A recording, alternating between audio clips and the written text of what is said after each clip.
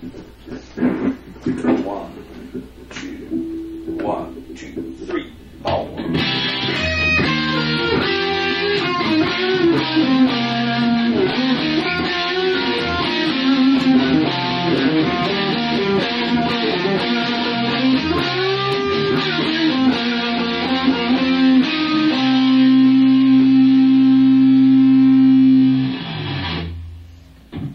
How you guys doing out there today? Anybody of you guys out there stuck in a rut? Well, I know a lot of people are. A lot of my students come to me, and simply because they don't know what else to do. Tom here just played a blues scale over a typical rock chord progression. And it works fine. There's nothing wrong with that. That blues scale consists of 6 notes, as opposed to your pentatonic minor scale, which has only 5. So that's the way I kind of teach it, just strictly the blues scale, because it's one self-contained. Now, you can go a little bit beyond that. So what can I, besides the normal scale that I just use, what else can you do beyond that to kind of get to more interesting ideas? Well, the first thing you need to understand very quickly, I'm not going to belabor this point, but rock music is a genre unto itself because of the alterations to the major scale.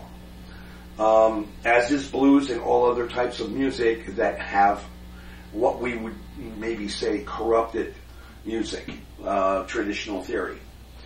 Now, with that in mind, and not to go into it in too much detail, myself, I would use a blues scale in combination with a C Dorian scale. Well, what is the C Dorian? Well, the C Dorian scale is, first of all, it's minor.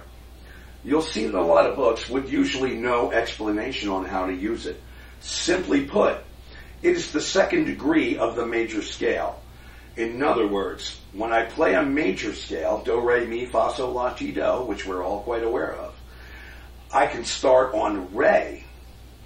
And if I start on re, the sound of the scale, and if I continue on exactly the same notes, the sound of the scale changes to a minor sound, as does the chord that is associated with it.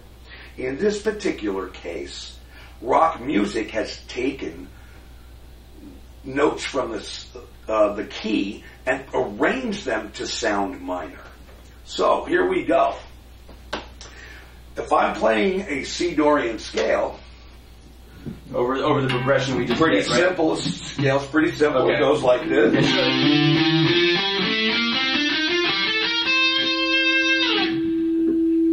We'll go over the notes Okay. in a minute. Yeah, sorry. All right. We'll go over the notes in a minute, but I'll play the same progression that you played, and then you solo it, and then show them what the Dorian scale is, right? Okay. Yeah. Ready?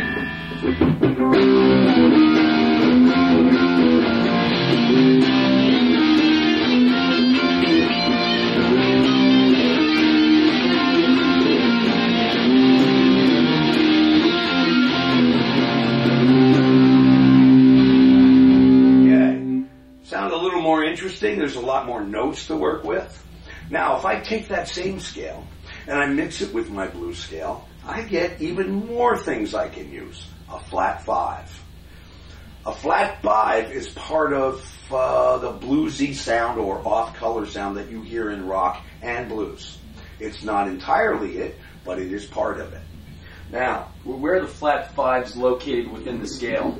Well, first of all, if you start, this is a C Dorian.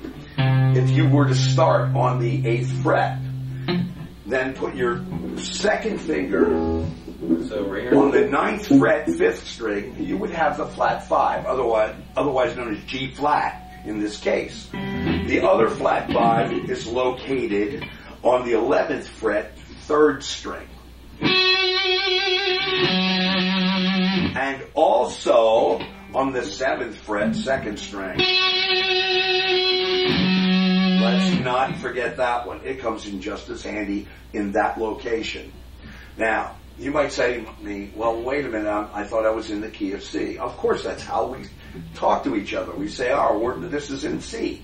Meaning that that's actually our tonal center. Not necessarily the chord we start on, but our tonal center. In other words, our ear hears it as do. Okay? That's where you feel like you're coming home, right? Exactly. You're coming home, and everything it's a good point of resolution. Everything else in the progression and everything else in the scale is causing tension. And we resolve it from point to point. How long we increase the tension is up to us. That's what improvisation is. Now, if you play that progression for me a little bit, I'm going to give an example of how I can take a simple blues scale, superimpose my Dorian scale, and then I want to tell everybody what key you're actually playing. So how these notes can actually color your playing a little bit more. Absolutely. Beyond what you're used to doing to get out of that rut that we fall into. Right. And some of the things you're going to see me do, you're going to go, oh wow, he's playing more than one note. Well, guess what? Those notes are in those scales. So, no problem. All right, well, let's try it and see if we can do it, right?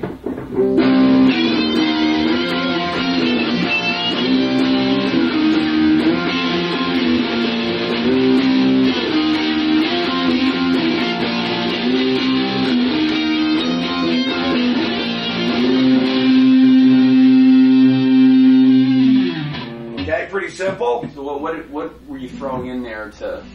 Once again, I was playing my blues scale, but I also incorporated my Dorian scale. If you look up your Dorian scale, you'll see a certain pattern. The pattern that you should choose is the one that starts on the 6th string and goes all the way up to the 1st string. If you don't have that pattern, it is less likely that you're going to be able to remember the shape of that scale. Okay, I give 14-week course in how to remember those patterns, and there are only 7 of them. So it's actually quite simple. People think it's quite complicated, but it's pretty easy. Now, you're asking me, what key am I playing in, right? Well, C Dorian is actually in the key of B flat. Therefore, when I play a rock progression, I play in the key of B flat, I play a whole step lower than whatever that progression is. And I use the Dorian scale because in this situation, it gives me that tonal center. But in effect, any scale from the major to the Dorian to the Phrygian, Lydian, Mixolydian, Aeolian, and Locrian will work as long as I keep, in this case, C as my center of gravity or my do.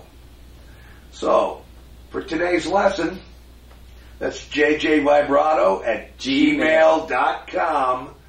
Come on, write me a little questionnaire, and I'll be glad to fill you in if you need more detail on this. Goodbye for today. Have a good one.